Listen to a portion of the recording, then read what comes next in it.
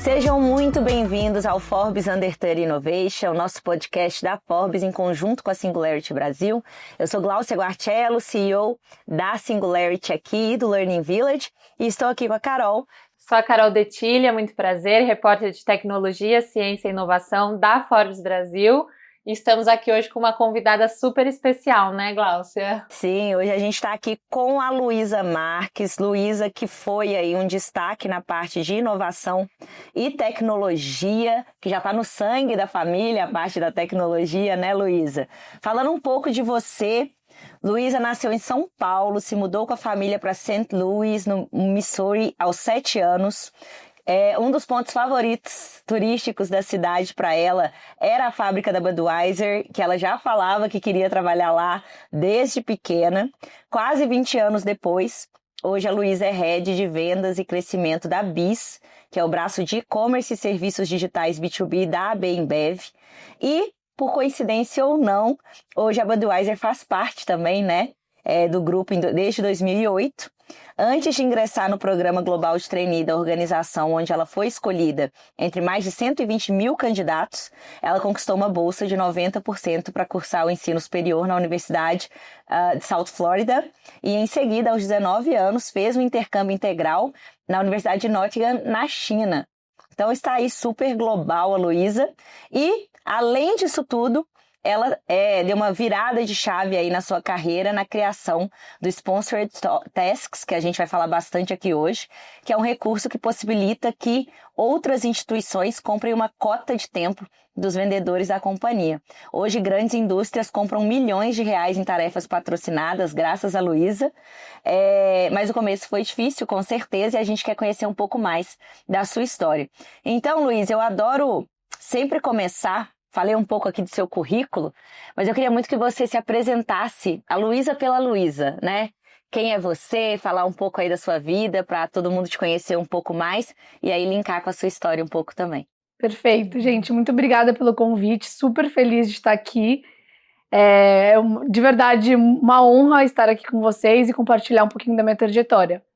Então, assim, falando um pouco de mim, minha mãe se chama Renata, meu pai se chama Antônio Paulo, eu tenho uma irmã 3 anos mais velha que eu, que a gente faz aniversário na mesma data, inclusive, 9 de setembro. Olha que eu tenho 27, fiz agora, e ela fez 30. Como você falou um pouquinho, acho que minha vida começou mesmo assim, e eu comecei a ser quem eu sou hoje a partir dos 7 anos, que minha mãe foi transferida para St. Louis, Missouri, pelo emprego dela, que na época ela trabalhava na Monsanto, que hoje é Bayer. E aí a gente morou lá 4 anos. E eu acho que essa experiência fez muito eu gostar dessa parte internacional, eu consegui me adaptar.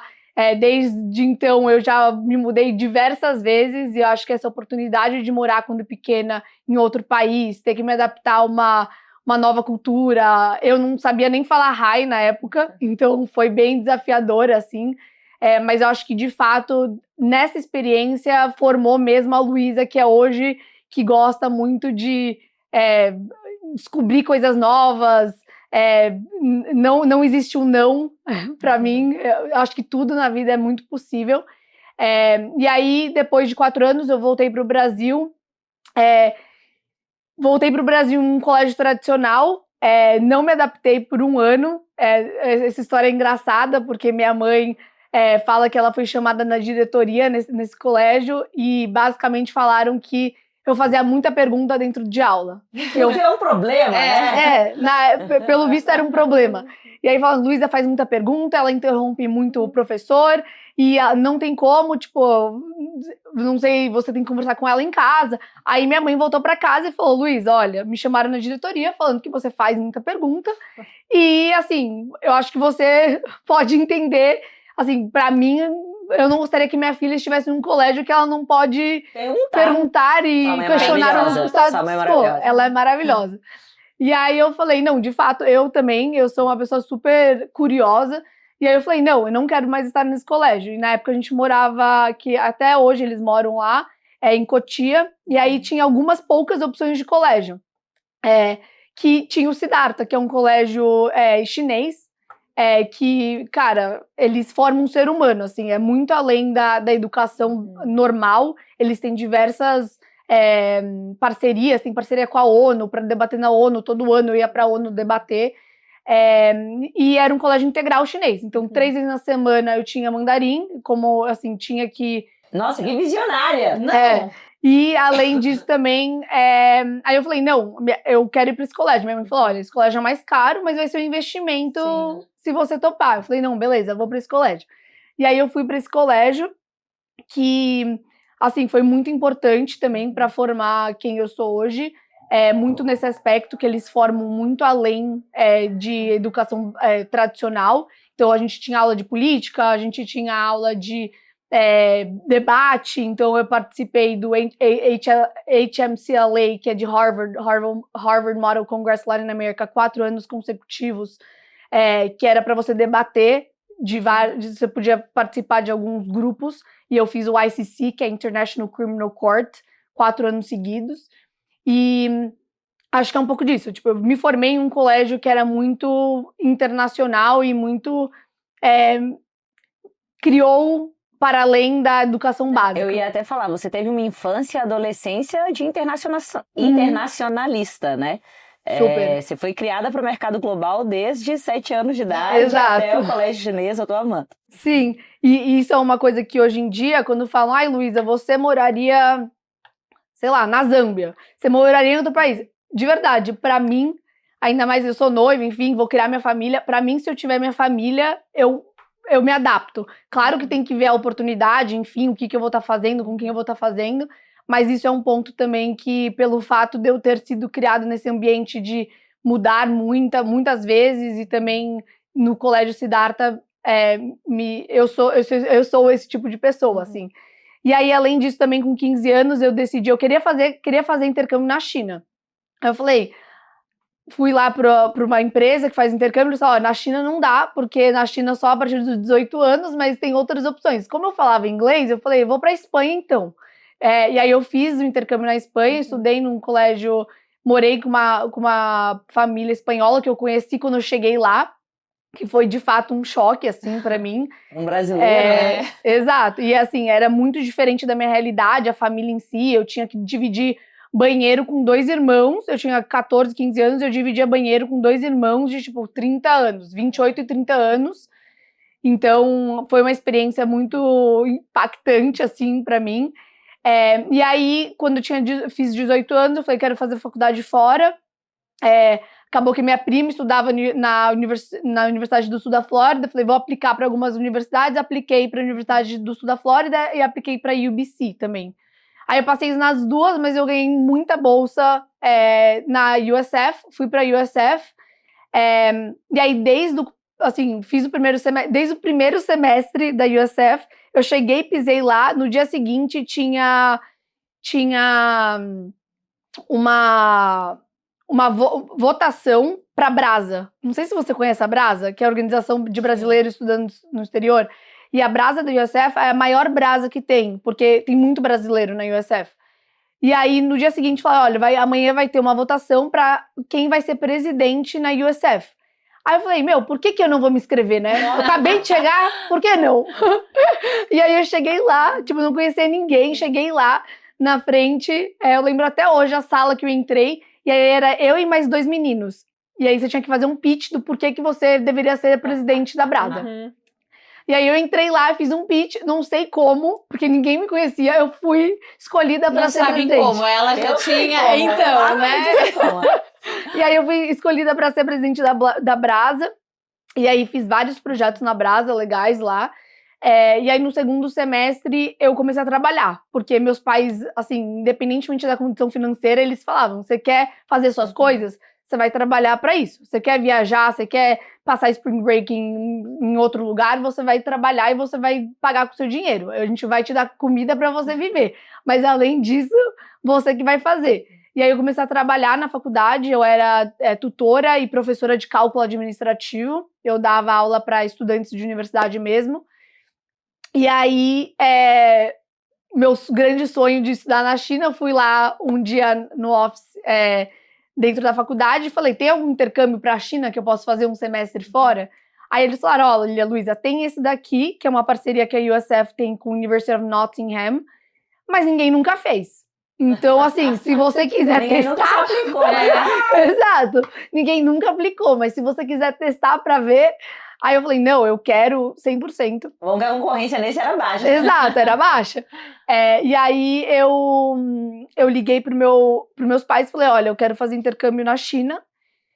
E meu pai é meio escéptico, assim, sabe? Ele é meio... Cara, na China, você precisa tomar cuidado, porque é muito diferente.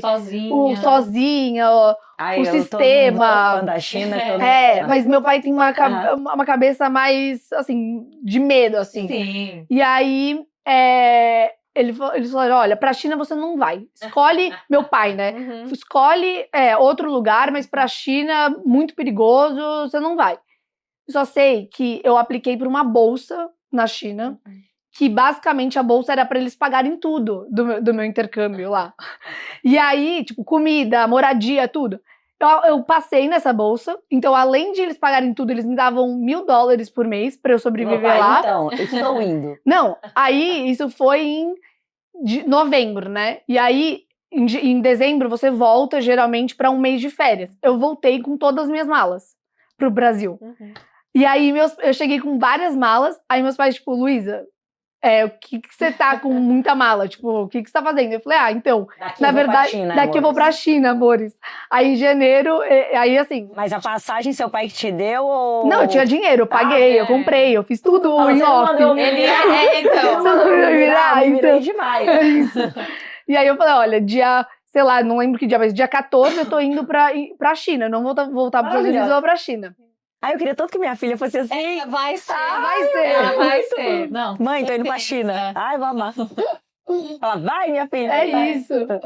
E aí eu fui, fiz um intercâmbio lá e assim, muitos aprendizados, de verdade. Eu amo, igual você falou que você ama, acho que foi muito incrível morar lá. Tipo, você ficou quanto tempo? Um semestre inteiro? Um semestre. E os créditos valiam? Valiam. E foi em inglês ou em mandarim? Foi em inglês, a faculdade tem campus na Inglaterra, Malásia e China. Foi em inglês, mas eu fazia aula de mandarim lá. Assim, a faculdade ficava em Ningbo, que é 2 horas de trem-bala de Xangai. Então, assim, ninguém falava inglês. Ninguém. Pra viver, você teve que falar mandarim. Eu tinha que falar o básico, assim, mandarim. Mas eu amei, acho que tem muitos aprendizados. A maior parte dos meus amigos eram chineses mesmo.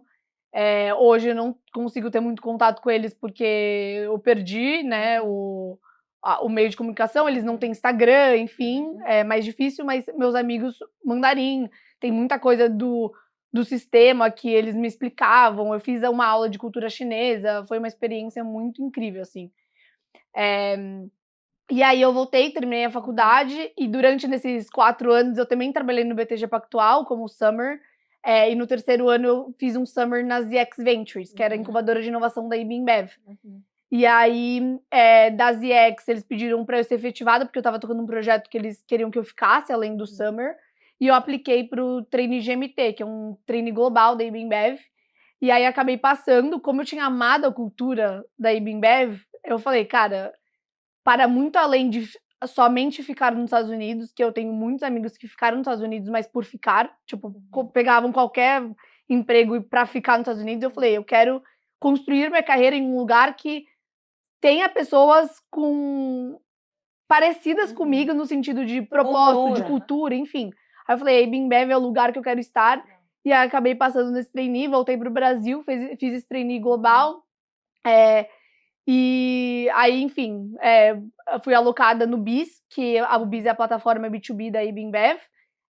Então, basicamente, é onde os varejistas, clientes da IB InBev, compram os produtos que eles precisam para reabastecer o varejo deles.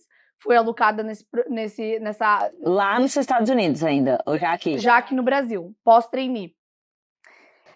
E o trainee você fez lá ou aqui? Aí o trainee, eu fiz... Então, o GMT, que é o trainee global da IB InBev, se você é brasileira, você é alocada aqui. Entendi. Mas você faz vários projetos fora. Sim. Então, tipo, tinha o GMT Índia, GMT África, GMT, assim, várias regiões, e aí a gente tinha até um encontro de GMTs. Então, GMTs Brasil se juntava com GMTs dos Estados Unidos, Índia, enfim.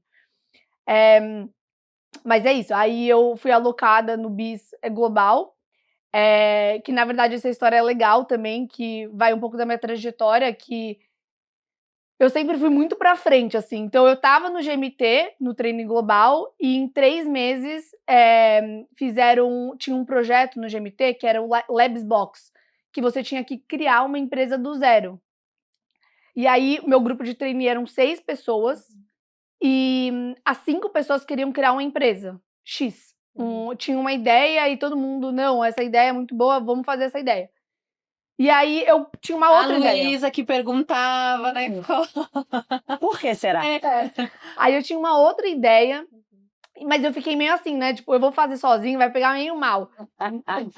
Aí tinha uma pessoa que ela era vice-presidente do BIS Global, que era a Thaís Cavinato, que ela, assim, uma mulher, tipo assim, uma posição de liderança, enfim, e eu achei ela no LinkedIn e falei, cara, podemos marcar um call, porque eu quero compartilhar minha ideia para você me ajudar, me dar uma mentoria se eu deveria ou não fazer o meu projeto sozinho. Aí eu apresentei para ela e ela falou assim, Luísa, esquece, você vai fazer sozinha.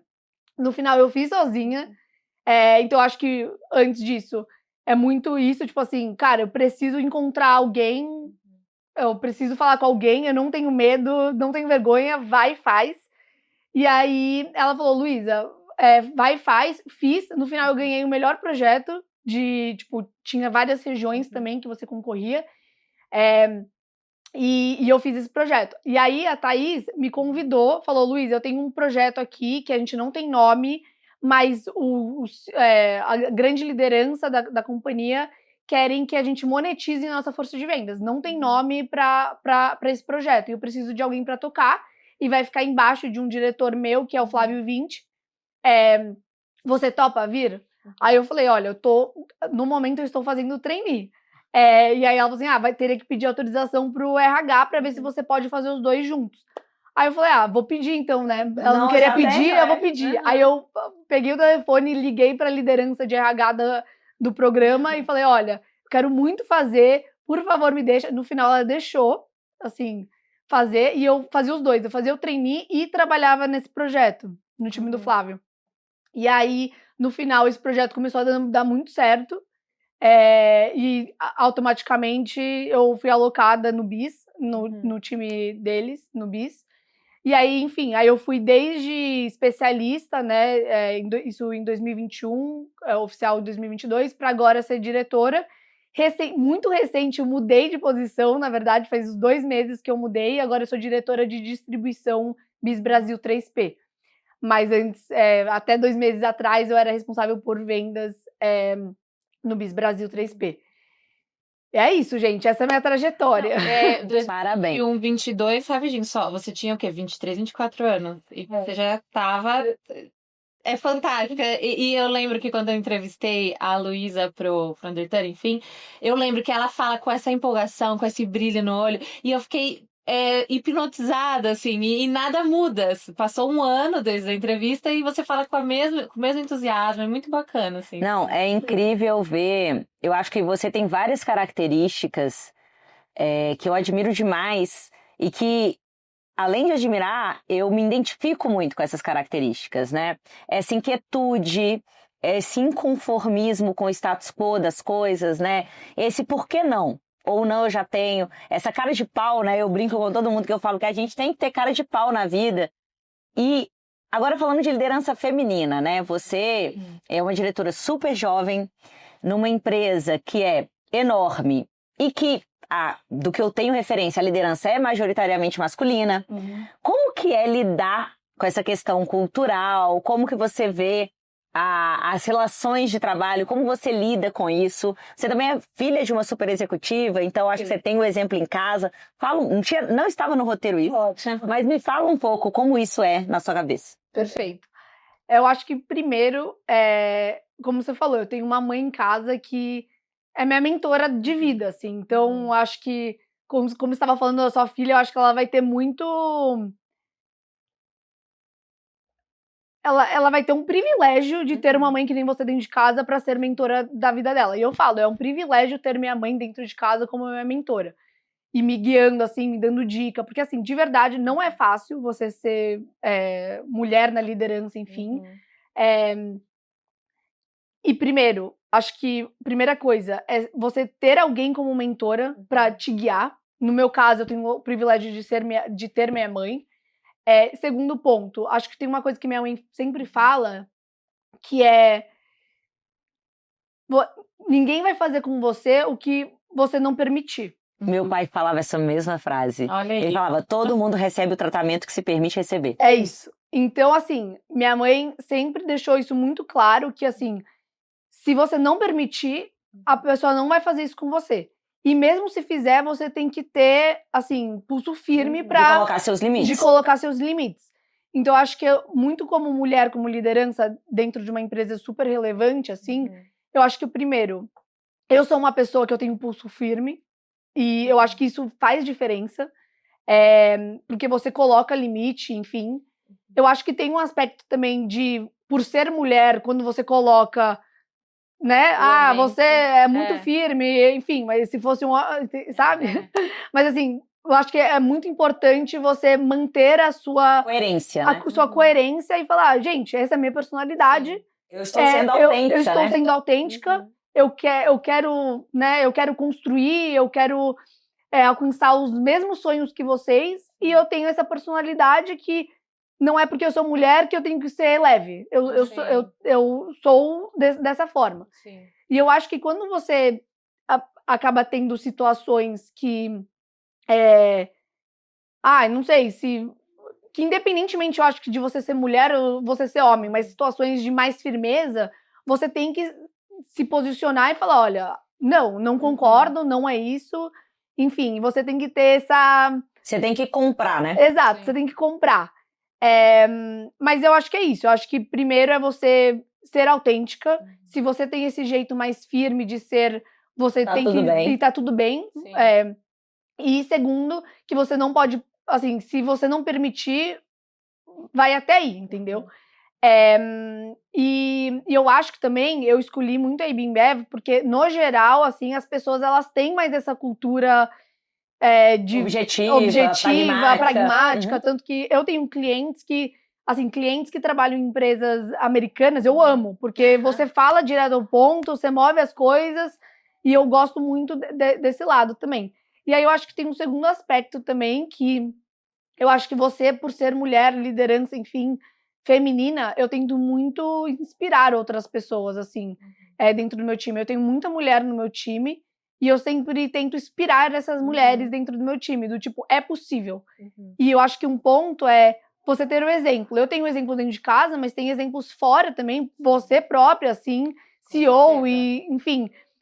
o Cris Junqueira, eu adoro o Cris Junqueira, tipo... Eu sou fã dela também. Eu sou muito fã, e aí você olha e você fala, é possível, tipo, tem como, entendeu? Você tem que saber jogar o jogo, né? É um jogo no final do dia, você tem que saber, mas tem como, você tem o exemplo que tem como.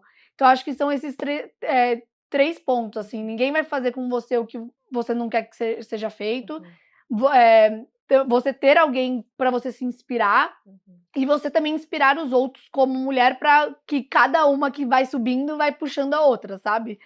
É isso. Maravilhoso. Só a minha mente de jornalista já fica pensando aqui para falar quem é a sua mãe, que é a pessoa que tá Aqui tem um livro maravilhoso, vamos aqui, ó. Perfeito. A pessoa que tá assistindo. Renata Marques, maravilhosa, uma das melhores CIOs do Brasil pela Forbes. Sim. Maravilhosa. Perfeito. Ela tá lançando esse livro agora, que é Quem Disse Que Não É Pra Mim. Foi um dos best-sellers da HSM+, inclusive. É isso.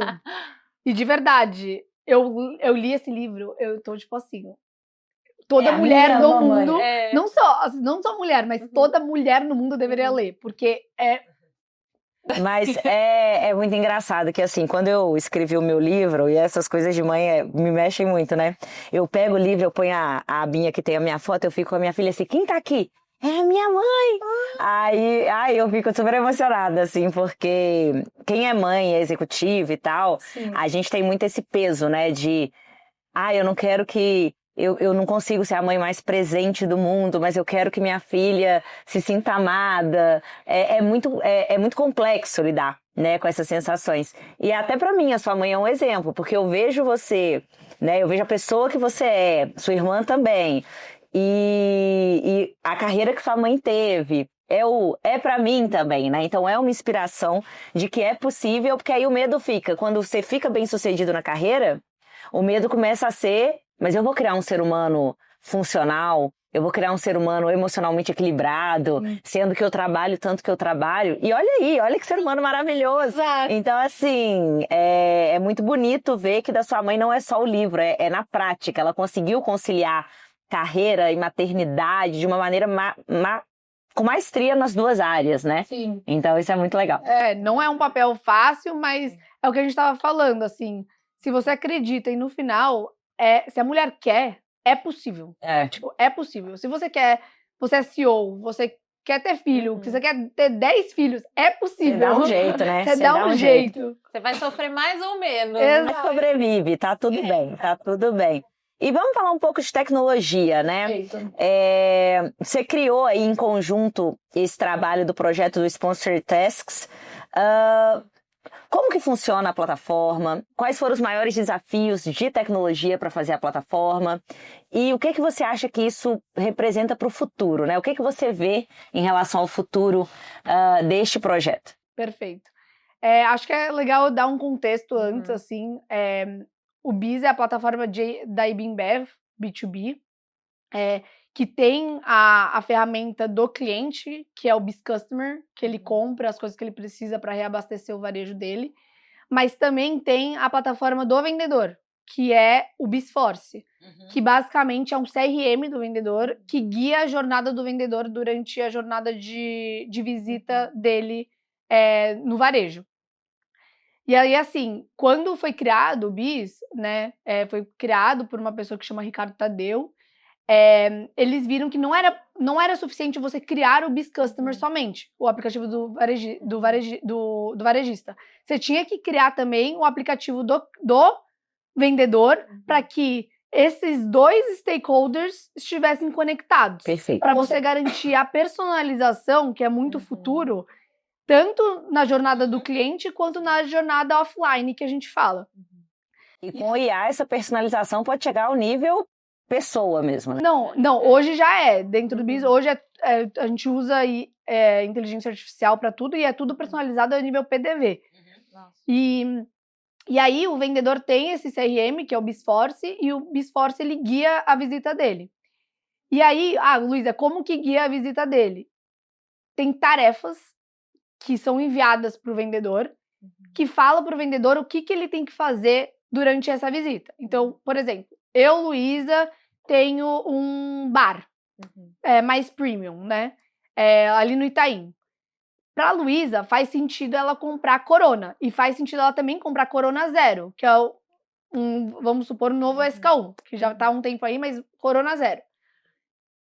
Carol, que é a vendedora que tem o BIS Force. Quando você for visitar a Luísa, o PDV da Luísa, vai estar falando: Carol, faça uma cobertura de Corona Zero. Isso é tudo a nível algoritmo. Então, o algoritmo identifica que é propenso a Luísa comprar Corona Zero. Perfeito. E essas tarefas estão linkadas à remuneração variável do vendedor. Então, o vendedor tem que fazer essas tarefas. E aí, lá atrás, né, 5 anos atrás, que foi quando eu falei para vocês que a Thaís me convidou para criar esse projeto de monetização, foi da ideia do tipo, se eu tenho o tempo do vendedor 100%, por que eu não pego 10% desse tempo e eu vendo para outras empresas? Para que essas outras empresas, que muitas vezes não têm força de vendas, a gente sabe que, assim, digital, legal. Principalmente no B2C, o digital já é uma coisa. Mas no B2B, a força de vendas faz muita diferença. A força de vendas ainda faz muita diferença. Por que eu não pego 10% desse tempo e eu dou, né, eu vendo para outras empresas conseguirem impulsionar um mix delas? E aí, assim, a trajetória não é... Porque, assim, primeiro você precisa garantir que o produto esteja apto para isso, para que quando você coloque a tarefa ali, por exemplo, de uma indústria X. Carol, vem da indústria X, que não é da Ambev, que você consiga ter o tracking de toda essa efetividade da tarefa, enfim, para depois você dar isso, porque é um serviço que você está vendendo. Então, acho que primeiro foi muito pensar, cara, como que pode ser chamado esse projeto? No final foi tarefa patrocinada. Acho que tem uma coisa que o Flávio Vinci, que até hoje ele é meu chefe, ele na verdade é um mentor para mim, que ele fala muito, tipo, Luísa, quando a gente se cria um projeto, você precisa martelar o nome do projeto dentro da cabeça das pessoas. Então, assim, chegava, igual tem, pra ficar claro, igual tem cerveja, a IB InBev é a maior cervejaria do mundo, ela é dona da Ambev, que é a Cervejaria Brasil. Mas no Peru é Bacus, a cervejaria. Então, quando o time lá da Bacus, que eu vim pra eles e falei, olha, vamos pegar 10% do tempo do seu vendedor aqui, Bacus, e vamos vender para outras empresas. No começo era tipo, gente, como assim? Eu vou vender o tempo do meu vendedor para outras empresas, sendo que eu tenho que no final do dia vender cerveja? E aí, ao longo, assim, foi provando muito. Não foi uma jornada fácil. Eu assim, teve situações bem complicadas, tipo, não vou fazer isso. Assim, foi um processo muito grande de convencimento, e aí eu acho que tem Porque é uma mudança de cultura, não é só um modelo de negócios, né? É uma mudança cultural tremenda. Você parar de entender que você vende só o produto e você entender que você pode vender ociosidade ou tempo adicional também como um serviço, né? E aí a gente foi provando o valor do tipo, se você vende 10% da sua... eu não posso dar números exatos, Lógico. Mas tipo assim, se você vende 10% do tempo do seu vendedor, você consegue offset 30% do custo de força de vendas. Então, por que não? Se você não vai ter impacto na venda dos seus produtos. Se ele com 90% já consegue vender. Exato, isso.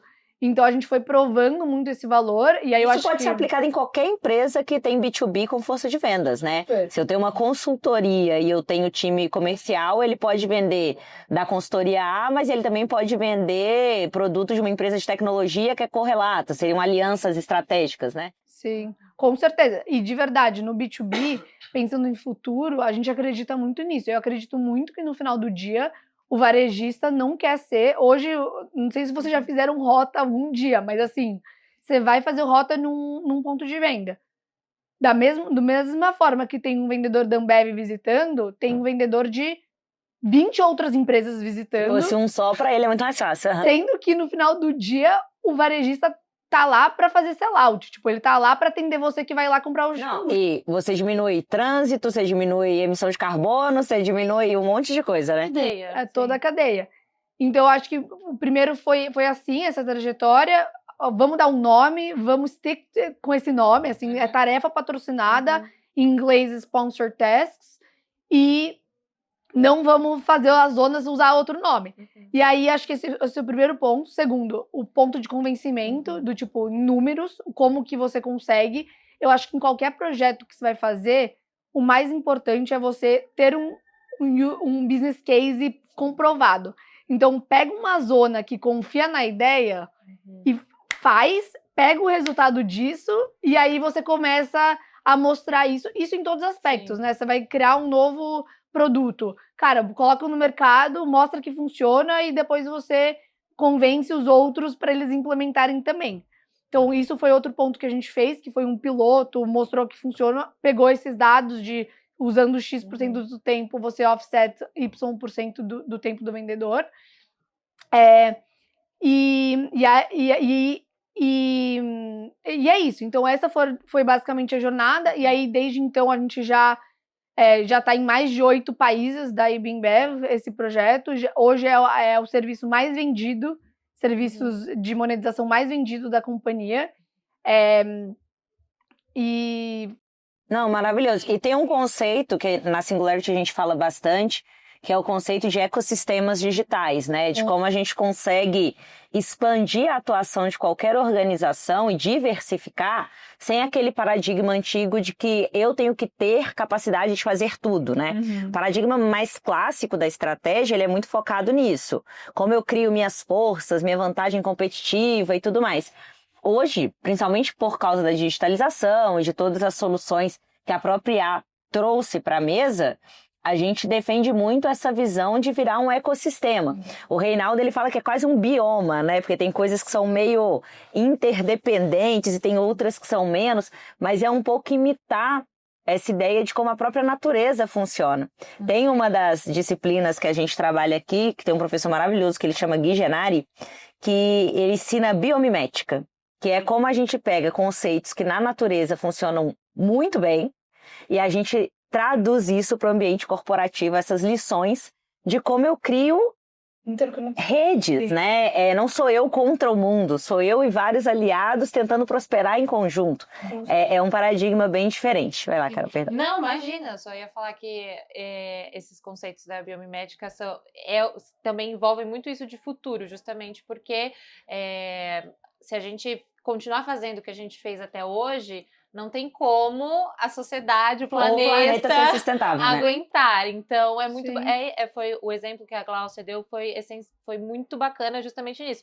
Dentro do Sponsor Tasks, você consegue reduzir desde a emissão de carbono até você trazer, por exemplo, mais diversidade, mais valor agregado mesmo, sabe? Ao serviço, ao cliente. Então, é muito bacana que isso saiu assim da sua cabeça e você teve bem essa coisa de quase uma startupeira. Sim, não, foi super.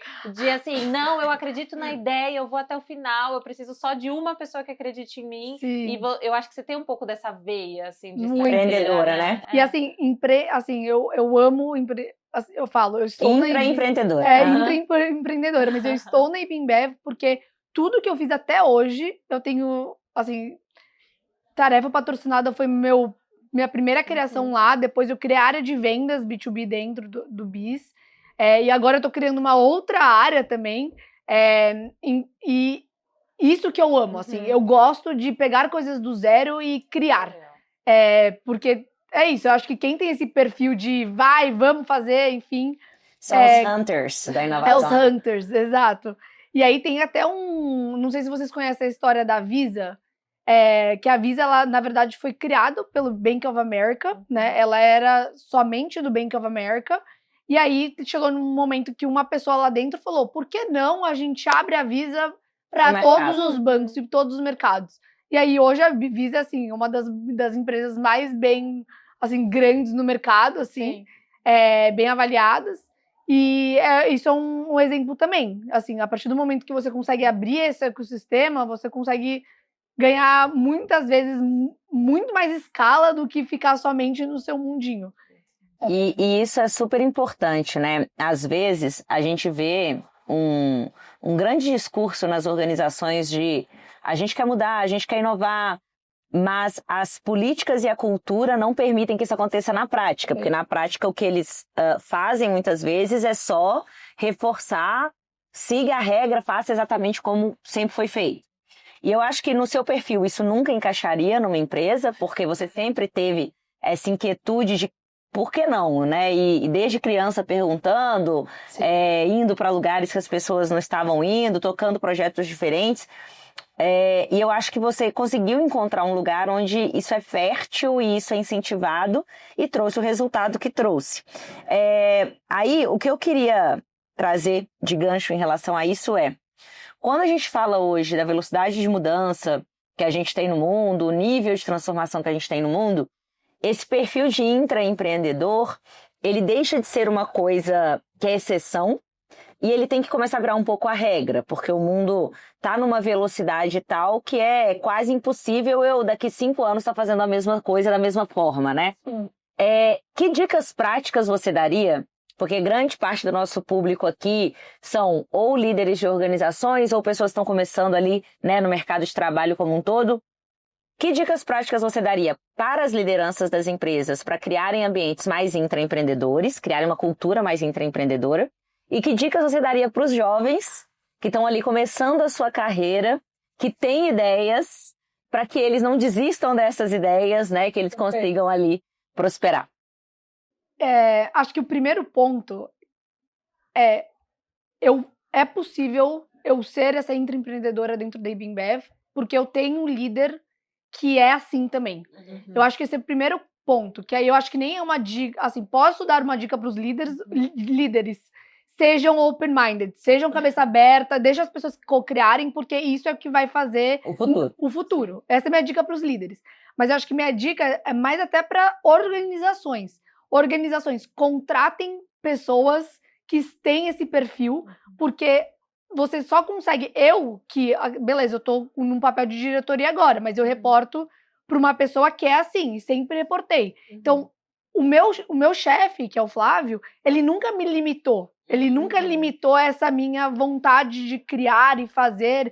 E assim, muitas vezes em grandes corporações tem gente que fala, gente, calma aí, né? Tipo, segura. E eu sou uma pessoa que Fala isso, você pula pra fora. O vice-presidente lá fala, eu prefiro te segurar do que empurrar. Exato, eu falo isso sempre. Eu prefiro te segurar do que empurrar. Eu também. É isso? É isso. Então, assim, acho que... Prefiro 1000 vezes. Exato.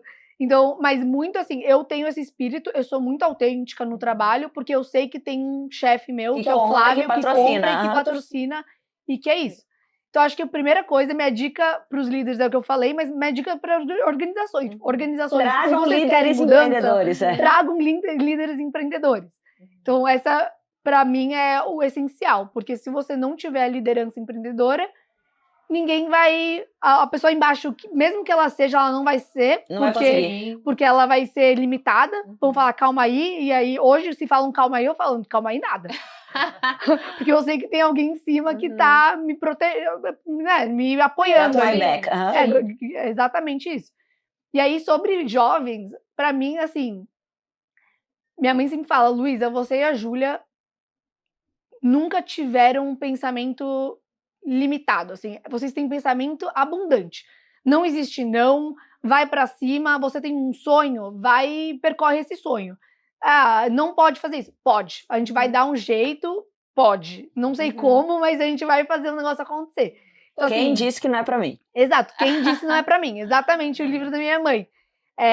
Então, eu acho que esse é o primeiro ponto, assim, para pessoas jovens. Eu acho que tem essa frase que é meio, assim, você está na vida só uma vez, assim, não sei o que você acredita, mas, assim, gente, faça... Até que se prove o contrário. Exato, até que se prove o contrário, faça a sua vida valer a pena. Então, eu falo uma coisa também que é, se eu, Luísa, ficar nessa cadeira aqui agora e ficar pra sempre... Daqui 10 anos eu vou estar nessa cadeira aqui, parada pra sempre. Então, assim, vá pra cima, você tem um sonho, vai pra esse sonho, se alguém te falar não... Acha outro caminho. Vai falar assim e vai achar um caminho, porque você só tem essa vida uma vez, tipo, o que você quer tirar dessa vida, assim, sabe? É isso. Maravilhoso. Eu vou sair desse podcast querendo mudar o mundo e criar novos projetos.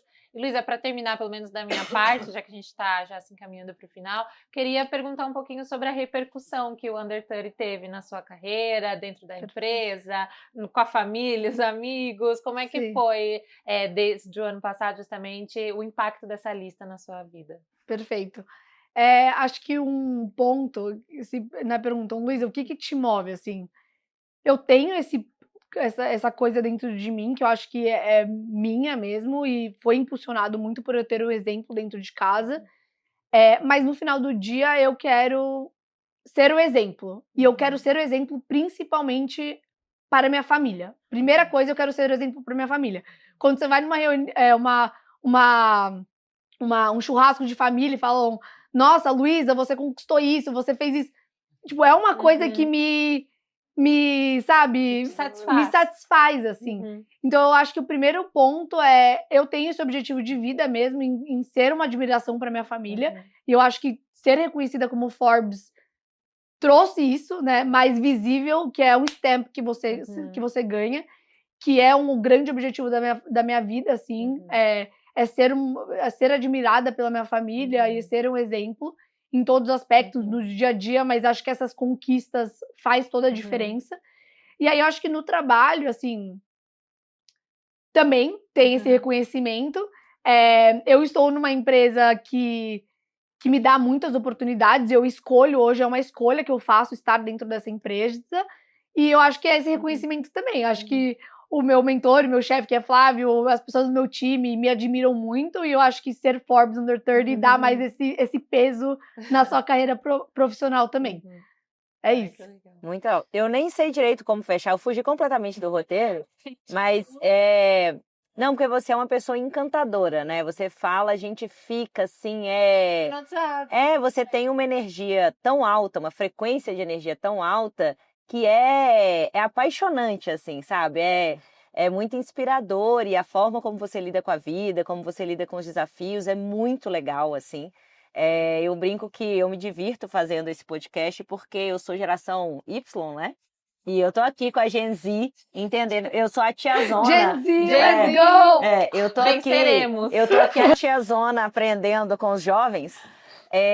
Mas eu acho que você é uma grande inspiração de como ser autêntica, né? Independente da forma específica como se faça as coisas ou das motivações, eu acho que você é um exemplo muito grande de uma liderança autêntica. Você se conhece muito, você respeita a pessoa que você enquadra os seus valores nos ambientes de trabalho e você não abre mão da sua autenticidade.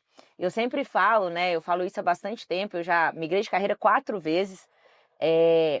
E quando eu era mais nova, eu tinha muito uma preocupação de ter um modelo de liderança padrão, assim, de como eu posso soar mais líder, porque eu sou uma pessoa muito informal, eu sou uma pessoa muito brincalhona, então tinham algumas características minhas que eu falava, ninguém vai querer trabalhar para mim desse jeito, né? E com o tempo eu fui entendendo que quanto mais a gente abraça a nossa autenticidade, mais a gente inspira as pessoas.